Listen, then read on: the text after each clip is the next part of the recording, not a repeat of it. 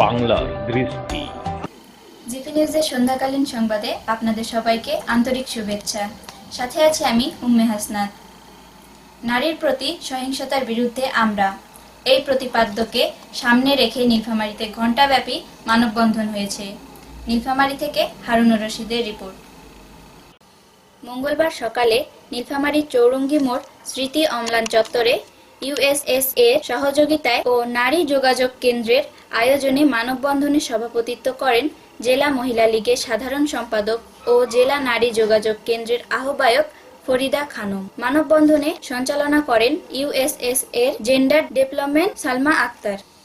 এ সময় বক্তব্য রাখেন সদর উপজেলা চেয়ারম্যান শাহিদ মাহমুদ, জেলা মহিলা আওয়ামী লীগের যুগ্ম সাধারণ সম্পাদক ও নারী যোগাযোগ কেন্দ্রের সদস্য রত্না সিনহা, মশিউর রহমান ডিগ্রি কলেজের প্রভাষক ও জেলা নারী যোগাযোগ কেন্দ্রের সদস্য ফারহানা ইয়াসমিন ইমু, নীলফামারী ইউএসএস এর প্রকল্প সমন্বয়কারী শাহানাজ বেগম, সদর পৌরসভার কাউন্সিলর নূরজাহান বেগম সহ আরো অনেকে। মানববন্ধনের মাধ্যমে বক্তারা ঊর্ধ্বতন কর্তৃপক্ষের কাছে নারীদের নিরাপত্তা নিশ্চিতকরণ সহ নারী ও মেয়ে শিশুদের ধর্ষণ ও সকল যৌন সহিংসতা বন্ধ ও ন্যায় বিচারের দাবি জানায়। অপমানজনক বিষয়ের দিকে ঠেলে দিতে চান, আমরা এটা তীব্র প্রতিবাদ জানাই।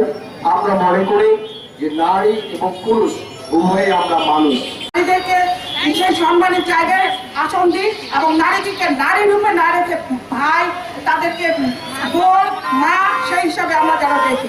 ধন্যবাদ নারী যোগাযোগ কেন্দ্রকে আজকে এরকম একটা আয়োজন করার জন্য।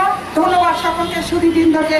আন্তর্জাতিক নারী নির্যাতন প্রতিরোধ পক্ষের একটি সময়ের দাবিতে আমরা প্রত্যেকে জানি যে আজকের যে এই নারী নির্যাতন প্রতিরোধ দিবসের যে আজকে আমরা একটি প্ল্যাটফর্মে দাঁড়িয়েছি, কেন দাঁড়িয়েছি?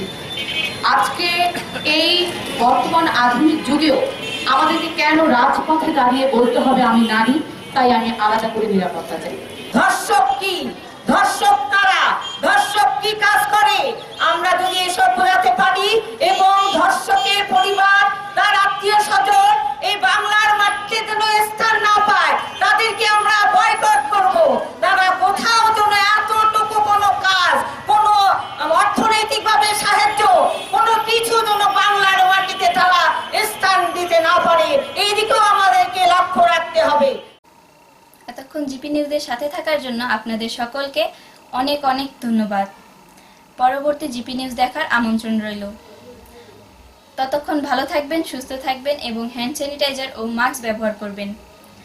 আমাদের ফেসবুক পেজটিতে লাইক, কমেন্ট এবং শেয়ার করবেন।